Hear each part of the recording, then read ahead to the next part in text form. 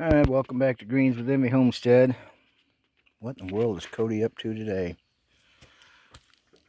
Oh my god. I bought this Kohler motor, 24 HP, 725 cc's. The brand is Craftsman, I think, from what I remember. It's a 54-inch deck. It's a good one. I paid, yeah, Craftsman, pretty sure it was. I paid $150, $175 for it about 4 years ago. And we used it commercially, mowing yards for a year and a half. I say yards, they were, offices and stuff. And so it's been a real good one. And, whether it's building a house, a homestead, I don't have to tell you how busy everything gets doing a homestead and trying to keep everything up. This has been used and used and abused and abused, and I kept thinking, I'm going to stop, and I'm going to this, and I'm going to that. Well, this is the year. As you can tell, I got oil leak going on here. It's got a miss. Okay. If you know what that is, all I know is some type of coil pack. Here's your straddle where it gets its spark. So the motor turns around. It throws a spark from here to here. This is still attached. Clean this one off. I've got to grease them up to keep them from rusting again. If you get a little bit of rain, a little bit of moisture, these will. There's no protection to keep them from rusting. Once they made rust, they stop making a contact, as good a contact anyway. So, wish I had my tripod here so that I give you a better idea of what I'm doing. But I've taken this wire brush and cleaned this up. Man, the surveys are thick today. You have to look up the surveys. Monkey Works. Check out the surveys. You know what I'm talking about. Alright, getting back to this. I got to grease this up. Don't recommend oil because it breaks down. Could become a fire hazard. I don't know. But so the easiest thing to do. First of all, you got to get your stratter back over here so that this is in front of here, and then you measure it with a feeder gauge. I've got mine set at 12 and which is just about right. So I'm going to go ahead and take this off, show you what I'm talking about, how rusty this is. Okay guys, there's a better view of how rusty they get. And I'll clean it up. Okay, just like that, they clean up. They're not perfect, but they're, what you're looking for is it's kind of shiny. Okay, so I grease those up. This is a 2-cylinder. Unos, dos. Carburetor. And so that's all it really takes. Anybody can do this. If I can do it, anybody can. I'm in the process of replacing that battery. Got a good run on it, 319. I've had it almost 4 years, and I've had to charge it a couple times after it's run dead, but it's been a good one.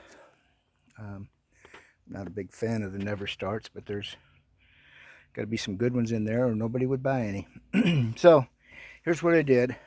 Here's a fender well. Come off, it's got screws, blah blah blah. I don't have to tell you how to take all that off. It's got a couple of extra ones on the inside. A little complicated to get to. The shroud for the motor, that's got like 6 small bolts that come off of there. So what I'm attempting to do, I gotta take this one off too. Out in the field one time, we were actually mowing for a church. We kind of was doing that for our tithe. It's like a 5-acre property, so it's just pretty significant. We loved it. We did it, and my wife liked it, and I liked it, and she sang to the top of her lungs while we were doing it. Anyway, this came apart, and I had to fix it on the fly, and I never got it adjusted right. I did get it out of there because it wasn't going anywhere until I did, so I've got to adjust that. I'm going to clean up all this excess blow-by. Spark plugs, of course. This is your fuel pump, if you don't know what that is. That comes off. And what else? So this side's got to come off. I took the 2 arms off to make it easier for the fender covers to come off. Fuel tank. I'm going to do inspection of the whole thing. The main reason we stopped this last fall, someone, I'll just take the credit for it, ran over a huge rock. See, we have a couple of those around here. That's not the ones run over, but it was sticking up out of the ground and busted one of the pulleys on this, and it's going to require some welding. So if I got it down for that, I might as well do it all. I got some tire repairs, as you can tell. I got all kinds of good stuff. I'll probably be replacing that. On the homestead, if you're in a position as most of us are doing a homestead are, you broke folks, and you do on-the-fly repairs, and if you gotta have it, you gotta have it. And here we go. And sometimes goat feed takes precedence over spark plugs. So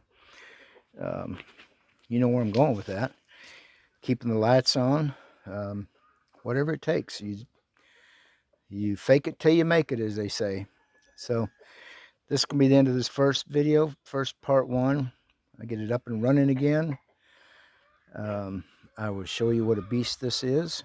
It's, like I said, a 54-inch deck, and man, it has been a great workhorse for us. We got about 3 acres or so that we mow here, and it's missed. We've been using my cousin's riding John Deere, and it can't keep up. It's way slower, uses more gas. We can get on this in about an hour and a half and do all 3 acres. So, hey, I appreciate you watching. This video may not be for you. I'm going to tag Kohler, Craftsman, Zero Turn, that kind of thing. So, but if it helps you out, these any lawnmower motor has got this basic setup. Even if it's a 1-cylinder, you don't have to go up and spend $180 to drop off your lawnmower for 5 days and then finally get it back. And anyway, learn how to change your own oil filter. Learn how to change your own gas filters. Learn how to just do general maintenance on them. You can do it all on YouTube. Mine ain't the right way, it's my way. And I hope it helps you out. And thanks for watching. Like, comment, subscribe, and we'll see you down the road.